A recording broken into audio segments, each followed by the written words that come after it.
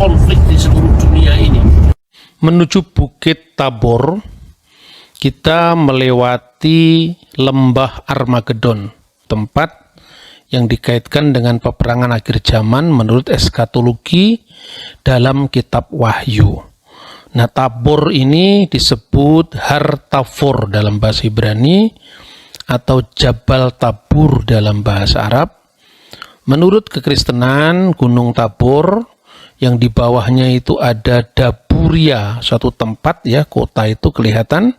Daburia ini tempat bersejarah, tempat di mana Debora dengan jenderal yang bernama Barak melawan bangsa Filistin, dan di situ Nabiah Debora ini berkata, "Pergi dan tariklah ke arah Gunung Tabor dan bawa 10.000 orang anak-anak Naftali dan anak-anak Zebulon."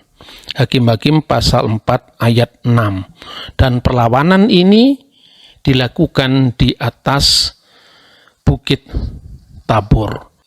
Tabor itu pertama kali disebutkan di dalam kitab Nabi Yosua pasal 19 ayat 24 menjadi batas wilayah antara 3 suku, yaitu Zebulon, Isakar, dan Naftali.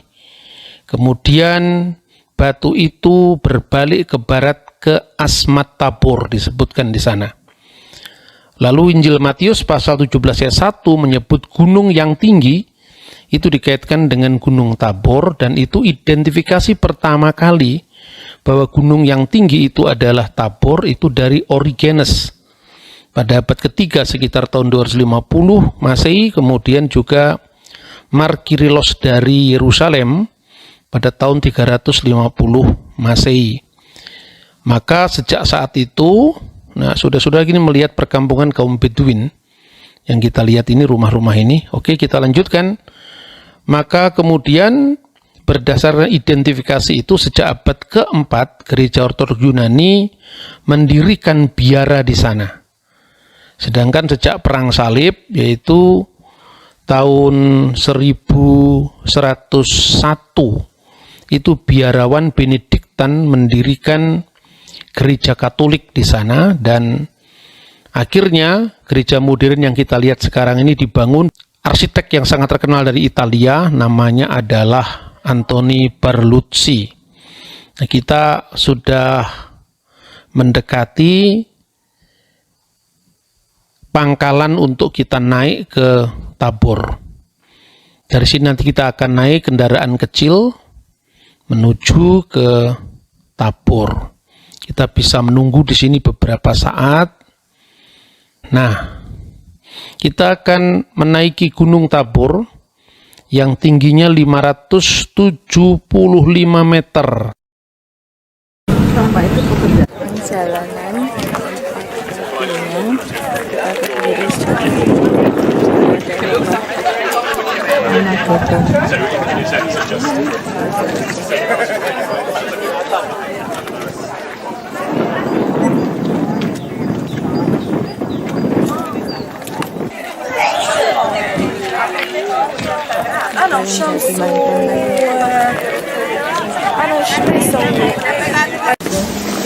Tadi di base, Christian sudah menceritakan tentang gunung yang tinggi.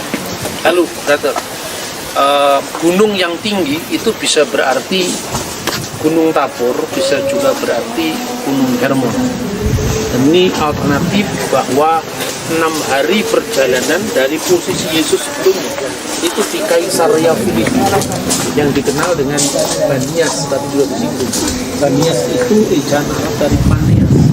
Bahasa Yunani itu dewa yang disembah oleh orang-orang Roma pada saat itu orang Yunani saat itu. 6 hari kemudian berarti 6 hari perjalanan dari Kaisaria ke sebuah gunung yang tinggi. Nah, tempat ini dikenal sebagai Gunung Tabor. Itu adalah latar belakang perjanjian lama tentang gunung ini. Tapi yang penting kita lihat sekarang bahwa di sini terjadi mukjizat transfigurasi, di mana Yesus wajahnya diubah muliakan dan bertemu dengan Musa dan Elia. Kenapa Musa dan Elia? Kalau Bapak Ibu tadi masuk ke tempat baptisan itu ada banyak Alkitab ya. Tadi ada yang beli Alkitab. Itu ada edisi Yahudi yang dikenal dengan Tanakh. Tanakh itu singkatan dari Torah, Nevim, Ketuvim. Kitab Torah, 5 Torah Musa, lalu kitab nabi-nabi, itu bisa nabi-nabi awal dan nabi-nabi akhir. Nevim, Rishonim, dan Nevim, Acharonim. Lalu Ketuvim. Ketuvim itu kitab-kitab yang lain, kitab-kitab. Dari kata Ketuvim itu sama dengan bahasa Arab, ya kutub, buku-buku. Ya. Nah, kenapa Musa dan Elia? Karena sistematik pembagian kitab perjanjian lama Yahudi itu Torah dan nabi-nabi, maka Torah itu diwakili oleh Musa. Jadi seolah-olah di situ Yesus memberikan bukti ini loh, yang ditunggu-tunggu oleh Musa dan yang ditunggu-tunggu oleh nabi-nabi. Kenapa Musa? Kenapa Elia? Elia mewakili kitab nabi-nabi, Musa mewakili Torah. Dan ada banyak nubuatan dalam Torah, mulai dari Kejadian pasal 3 ayat 15 yang dikenal dengan proto-evangelion, Injil pertama, di mana keturunan perempuan, maksudnya di situ adalah Yesus akan meremukkan kepala ular. Tapi ular itu, keturunannya ular itu akan meremukkan tumitnya. Itu nubuat tentang penyaliban. Salah satu nubuat lagi yang tertulis di dalam kitab Taurat, yaitu kitab Ulangan. Dalam bahasa Ibrani disebut Devarim. Di situ ada nubuat yang sangat terkenal, yang sering ditafsirkan oleh orang Islam katanya untuk Muhammad itu, yaitu Ulangan pasal 18 ayat 15. Karena Yesus itu lahir dari suku Yehuda dan Musa lahir dari suku Lewi, maka Lewi bersaudara dengan Yehuda. Tapi Nabi itu harus lahir di tengah-tengah Israel, tidak di luar Israel. Mikir beka me'ahika, di tengah-tengahmu, di antara saudara-saudaramu. Kalau mu di sini menunjuk kepada suku Lewi, berarti saudara Lewi itu adalah Yehuda. Dan ini bukan di luar Israel seperti yang ditafsirkan oleh banyak saudara Muslim yang salah dalam memahami teks ini. Kemudian yang seperti Musa, apa yang paling besar dalam kehidupan agama Yahudi? Pesah. Tadi kemarin disampaikan oleh Kristen namanya Seder Haggadah, perjamuan besar atau Seder HaPesach. Tapi Paskahnya Yahudi beda dengan Paskah Kristen. Paskah Yahudi adalah Paskah perjanjian lama, yaitu keluarnya Bani Israel dari Mesir menuju ke tanah perjanjian. Paskah Kristen adalah keluarnya setiap orang yang percaya kepada Kristus, dia mendapatkan hidup yang baru, hidup yang kekal. Tetapi terminologi Pesah itu sama. Terminologi Pesah itu muncul ketika apa? Ketika 10 bala, 10 tulah. Tulah yang terakhir anak-anak sulung mati. Di situ Tuhan memberikan tanda, setiap rumah-rumah yang ada tanda darah anak domba maka dilewati oleh maut. Ya, disebutkan di sana wiraiti hadam, ketika aku melihat darah itu ufesakti, maka aku akan lewat alaihim atas mereka. Itulah maka muncul kata Pesah yang menjadi bahasa Inggris Passover, menjadi bahasa Indonesia Paskah, menjadi bahasa Arab Paskah, sama. Nah yang Elia kenapa? Karena di dalam kitab Maliaki menjelang hari Tuhan Elia akan datang. Makanya biasanya dalam perjamuan Yahudi itu tradisinya ada pintu Elia, di mana salah satu pintu terbuka kalau Elia dia datang sewaktu-waktu dia bisa lewat pintunya yang dibuka tadi. Jadi harapan mesianik orang Yahudi, Elia dan Musa itu sangat penting. Artinya bahwa kedatangan Yesus dimuliakan di atas bukit ini menunjukkan bahwa dia telah memenuhi harapan-harapan mesianik bangsa Yahudi, bahwa Yesuslah yang dinubuatkan oleh Musa dan Yesuslah yang ditandai dengan berita bahwa menjelang hari Tuhan Elia akan datang. Dan orang berspekulasi siapa Elia? Ternyata dia adalah Yohanes Pembaptis yang datang dalam kuasa dan roh Elia. Nah ini banyak sekali pelajaran-pelajaran yang bisa diambil dari mujizat transfigurasi, yaitu di Gunung Tabor. Nah saudara-saudara yang terkasih dalam Tuhan, melalui bacaan ini kita diajak untuk mengerti bahwa seluruh nubuat dalam perjanjian lama itu digenapi dalam perjanjian baru. Hanya orang Kristen yang menyebut kitab Tanakh dengan perjanjian lama. Karena apa? Orang Yahudi tidak mau menyebut perjanjian lama. Karena bagi orang Kristen, perjanjian lama itu digenapi dengan perjanjian baru. Itu nubuatan dari kitab Nabi Yeremia. Nanti kita bahas di forum yang lain, ya, bahwa aku akan mengadakan perjanjian baru dengan umat Yehuda dan umat Israel. Aku tidak lagi menuliskan hukumku di atas loh batu, tapi akan menuliskan hukumku di loh hati mereka. Oleh karena itu penggenapannya kapan? Kalau Pentakosta Yahudi yang disebut Hag HaShavuot itu adalah turunnya 10 perintah Allah yang melahirkan umat, yaitu umat Israel, ditandai oleh hukum yang 10 perintah itu, maka Tuhan memberikan perjanjian nanti akan digenapi, perjanjian baru. Makanya kitab suci kita yang menulis semua dokumen tentang penggenapan itu dinamakan kitab suci perjanjian baru. Yang lama disebut perjanjian lama. Tapi orang Yahudi tidak mau menyebut perjanjian lama karena mereka belum percaya Mesias akan datang. Jadi yang harus ditekankan, kekristenan itu lahir dari rahim keyahudian. Jadi kita lihat bahwa pada zaman itu yang disebut orang Yahudi atau agama Yahudi itu ada sekte Parisi, ada Saduki, ada Eseni, dan kemudian muncul Nosrim atau Nesarim yang dikenal dengan kekristenan. Oleh karena itu, kalau ada yang mengatakan orang Kristen itu kitab sucinya membaca orang Yahudi, itu saya kira orang yang tidak mengerti sejarah. Kenapa?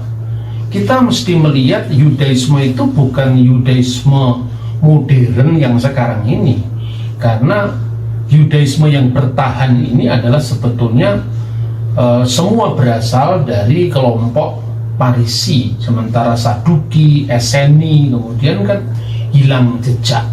Jadi yang bertahan sampai sekarang ya orang-orang Yahudi Parisi setelah mengalami reformasi, ya, khususnya setelah runtuhnya Baitul Maqdis. Dan yang kedua adalah Nesarim atau Nosrim atau Kristen. Nah, oleh karena itu kita mesti melihat memang betul Alkitab yang dibaca Yesus itu adalah seperti yang disebutkan di dalam Injil Lukas pasal 24, bahwa anak manusia itu sudah dinubuatkan tentang penderitaannya di dalam kitab Taurat Musa, kitab Nabi-Nabi, dan Mazmur.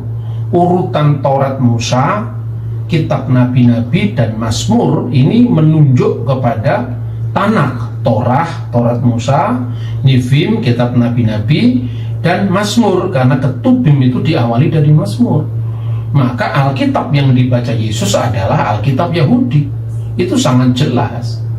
Nah, karena itu maka sebagai bagian dari Yudaisme, maksudnya Yudaisme di zaman Yesus, bukan Yudaisme modern, kekristenan, rumah ibadahnya pertama kali pun disebut sinagogi.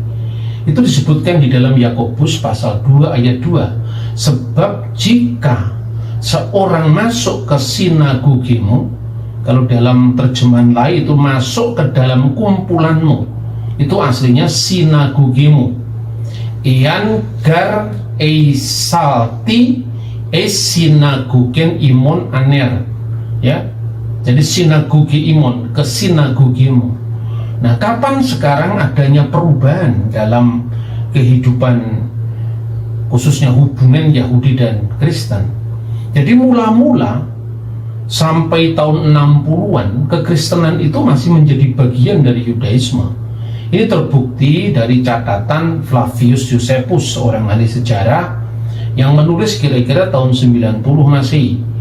Dia menulis dalam bukunya, yaitu bab ke-20 dari bukunya yang berjudul Sejarah Kuno Bangsa Yahudi. Josephus mencatat bahwa setelah kematian Festus, Kaisar itu mengirimkan Albinus sebagai prokurator di Yudea. Lalu bersamaan dengan itu Kaisar memecat Yosef sebagai imam besar dan menggantikannya dengan Ananus bin Ananus. Lalu dijelaskan bahwa Ananus bin Ananus itu memiliki watak gegabah yang amat nekat. Lalu ini penting, dia mengikuti sekte Saduki, Airesin Demetitin Sadukaion. Dia mengikuti School of Saduki. Jadi Saduki di sini disebut airesin, sekte. Artinya di mata orang non Saduki, misalnya Parisi, Saduki itu sekte. Dan dikatakan bahwa Imam Ananus bin Ananus itu memiliki perangai kejam dibanding dengan orang-orang Yahudi yang lain, Pantastos Yudaios. Dan kemudian dia mengambil kesempatan dengan matinya Festus tadi, dan waktu itu Albinus sedang dalam perjalanan, maka Ananus bin Ananus memanggil sidang dari Mahkamah Agama atau Sanhedrin untuk mengangkat kasusnya Yakobus, saudara Yesus yang disebut Kristus, karena pelanggaran Taurat. Nah, di situ jelas-jelas disebutkan bahwa Yakobus disebut sebagai ton adelpon to legumenon Christo, Yakobus onoma auto. Jadi menghadapkan seorang yang bernama Yakobus, saudara Yesus yang disebut Kristus. Kenapa di sini Yesus yang disebut Kristus? Karena kisah selanjutnya setelah Yakobus mati dengan dilempari batu atas tuduhan yang tidak adil dari Sanhedrin tadi, kemudian orang-orang Yahudi merasa bahwa ini merupakan pelanggaran terhadap hukum karena mengajukan orang tanpa proses yang wajar dalam Mahkamah Sanhedrin, maka melaporkan ini kepada Albinus setelah pulang dari perjalanan. Albinus sangat marah karena dia imam besar ini memanggil sidang Sanhedrin tanpa sepengetahuannya. Lalu kasusnya dinaikkan sampai kemudian Herodes Agripa memecat Ananus bin Ananus ini dan menggantikannya dengan imam besar yang lain yang disebut Yesus anak Damnius. Maka sebutan Yesus yang disebut Kristus itu karena ada Yesus yang lain yang disebut Yesus anak Damnius yang menjabat sebagai imam besar. Jadi di sini Saduki adalah sekte, dan kata yang sama itu dijumpai di dalam Kisah Para Rasul pasal 24 ayat 5, di mana Paulus disebutkan dia telah menimbulkan kekacauan di antara semua orang Yahudi. Tois Yudaios tois katatin oikumenin. Jadi oikumenin diartikan dunia yang beradab, di seluruh dunia yang beradab di mana orang Yahudi itu tinggal. Lalu Paulus disebut sebagai protostatin tetiston nasoraion airesios. Jadi disebut pemimpin dari sekte orang Nasrani. Ini persis kata airesin, airesios dimaknai dengan sekte. Maka dalam tulisan-tulisan non Saduki, misalnya Parisi, orang Saduki itu disebut sebagai minha sedukim, bidat Saduki. Begitu pula Eseni itu disebut bidat, begitu juga Kristen disebut bidat. Jadi artinya baik Parisi, Eseni, Saduki semua adalah bagian dari Keyahudian. Maka kalau dikatakan orang Kristen membaca kitabnya Yahudi, tidak ada pembajakan. Semua kitab itu adalah kitabnya Parisi, kitabnya Eseni, dan kitabnya Nosrim atau Nasrani. Nah kemudian barulah pada tahun 90-an yaitu diadakan sebuah muktamar atau konsili di kota Yabne. Siapa yang mengadakan? Orang-orang Yahudi kebanyakan itu dari kelompok Parisi. Mereka kemudian mengeluarkan sebuah birkat haminim, kutukan kepada orang-orang minim, orang-orang sesat. Disitulah orang Kristen itu dinyatakan sebagai kelompok minim. Maka setelah dia mengutuk para murtadin, tidak ada harapan, lam sudamim altehitikwah, kiranya para murtadin tidak ada harapan.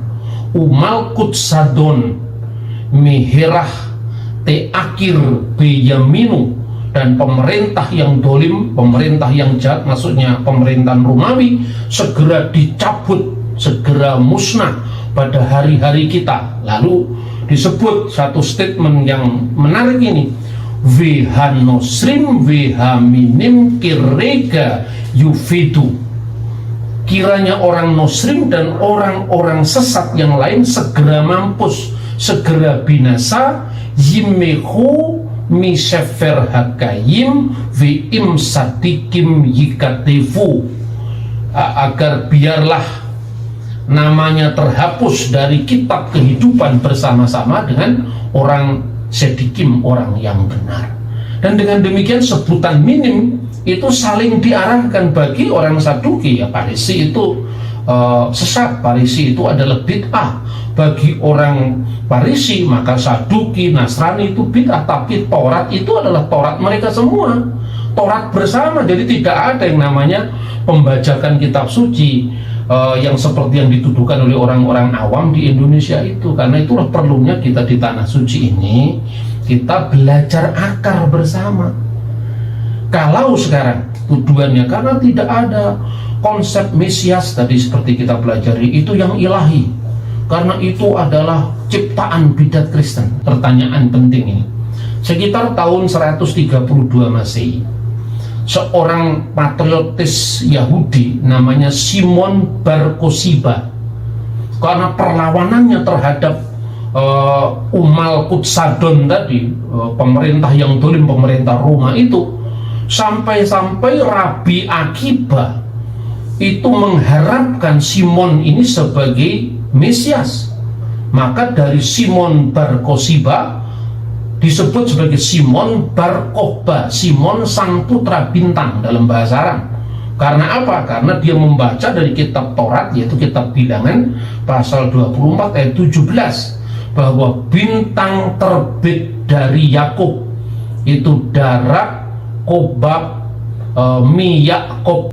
Sekitar 3 tahun dia bisa mengorganisir sebuah pemerintahan, tapi tahun 135 ditumpas oleh Roma. Dan setelah itu adalah orang Yahudi terpencar-pencar di seluruh dunia. Nah, dengan demikian apabila Bar Kokhba dinyatakan sebagai Mesias oleh Rabi Akiba dan itu tidak terbukti, ya berarti Rabi Akiba salah dalam konsep tentang Mesias.